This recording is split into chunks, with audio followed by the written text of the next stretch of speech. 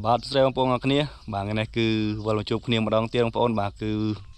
ខ្ញុំមកចកាពូបងប្អូនបាទហើយគោម្ដងមកមើលគោតិចបងប្អូននេះឡាយរោងគោគាត់អញ្ចឹងណាហើយខានមកយូរបងប្អូនអើយខានមកមួយខែជាងហើយចឹងថ្ងៃនេះមកមើលឡាយរោងគោគាត់តិចនេះកន្លែងរោងគោគាត់ឥឡូវអាប់ដេតបងប្អូនដាក់ដូចចូលឆ្នាំចឹងកន្លែងនេះជាអនុស្សាវរីយ៍បងប្អូននៅកន្លែងធ្លាប់ចំគោបាទធ្លាប់មកញឹកញាប់បាទបន្ទាប់ពីខ្ញុំទៅធ្វើការឆ្ងាយមួយរយៈឥឡូវទៅមកវិញណាបាទចឹងមកមើលគោគាត់ទិញបងប្អូនមកធំល្អបងប្អូនមេក្រហមនេះសិតតែជាកូនគោដែលគាត់រវ៉ាស់ពីខ្ញុំបានណាហើយនោះក៏ដូចគ្នាដែរឥឡូវនេះគឺគេមានកូនត2តង់ហើយបាទចឹងឃើញក្នុងវីដេអូនេះចឹងបងប្អូននេះសិតតែកូនវាបន្តទៀតណាហើយគាត់ចិញ្ចឹមយូរដែរហើយឥឡូវដូចជាលក់បាន2ហើយបងប្អូនបាទគោគាត់ណាបាទដូចជាលក់បាន2ក្បាលហើយចឹងគោនេះជាកូនក្រោយទៀតហើយបងប្អូនមើលទៅនេះដូចគោខ្ញុំពីមុនចឹងពូជវាបងប្អូនឆ្លោះល្អលក់ទលុនល្អហើយខែនេះវាចាប់ផ្ដើមមានស្មៅបងប្អូនស្មៅច្បោហើយអញ្ចឹងគោបាទគឺល្អបងប្អូននេះគឺឡើងសាច់ណាបងឡើងសាច់ហើយកាលខ្ញុំនៅមើលបាទគឺអាសាមកនៅទឹកដីនេះគឺធ្លាប់មកលេងហើយដល់ខែដាក់បកាយក៏យើងមកដល់ដាក់បកាយដេកនៅរោងនេះដែរបាទរោងខាងមុខនេះហើយនៅនេះគឺសម្បូរត្រីបងប្អូនហើយសម្បូរត្រីបាទអញ្ចឹងដូចនិយាយហ្នឹងបងប្អូនគឺការចំគោគឺតើយើងតស៊ូបាទដូចពូហើយខ្ញុំធ្លាប់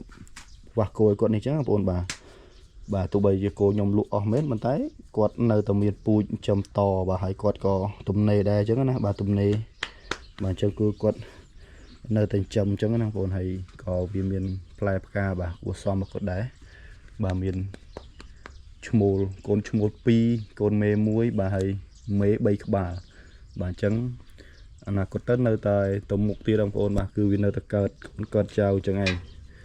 ហើយគោឥឡូវនេះគឺតម្លៃល្អវិញបងប្អូនបាទតម្លៃគួរសមវិញហើយបាទអញ្ចឹងបើយើងសមរហូតទៅមុខទៀតវានឹងល្អបាទហើយវានឹងលក់បានថ្លៃជាងមុនអញ្ចឹងណាបាទនេះមេនេះរៀងបាក់សាច់បន្តិចប្រហែលជាវាទៅតែរោឈ្មោលទៀតហើយមេនេះបាទអូខេចឹងវីដេអូខ្ញុំមានអីទេបងប្អូនបាទថ្ងៃនេះគាត់មកមើលគោលេងទេបាទហើយឃើញថាល្អដល់គោនេះឆ្លាញ់គេគោនេះអញធាត់ល្អបងប្អូនទាំងមូលអេហ្មងនឹងអញ្ចឹងមានអីទេបាទវីដេអូខ្ញុំមួយនេះក៏គាត់ទៅជាការមកមើលគោរំលឹកអនុស្សាវរីយ៍ហើយក៏ផ្ដាំបងប្អូនអរគ្នាបាទគឺតស៊ូទៅមុខទៀតបាទបើសិនបងប្អូននៅតែចិញ្ចឹមណានៅតែចិញ្ចឹមយើងនៅតែ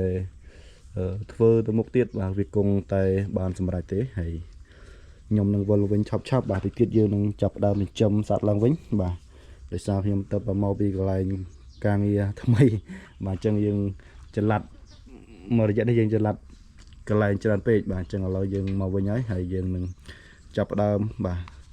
ទំព័រថ្មីនៃជីវិតបាទអញ្ចឹងវីដេអូនេះមានតែប៉ុណ្្នឹងហើយអត់មានអីច្រើនទេអរគុណច្រើនបងប្អូនគ្នាបានទស្សនាវីដេអូរបស់ខ្ញុំហើយបើសិនបងប្អូនឆ្ងល់ឬក៏បងប្អូនចង់សួរអីអាចខមមិនក្នុងវីដេអូរបស់ខ្ញុំនេះបានបងប្អូនបាទអរគុណច្រើនបាទសូមជម្រាបលាបងប្អូនគ្នាបាទបាយបាយ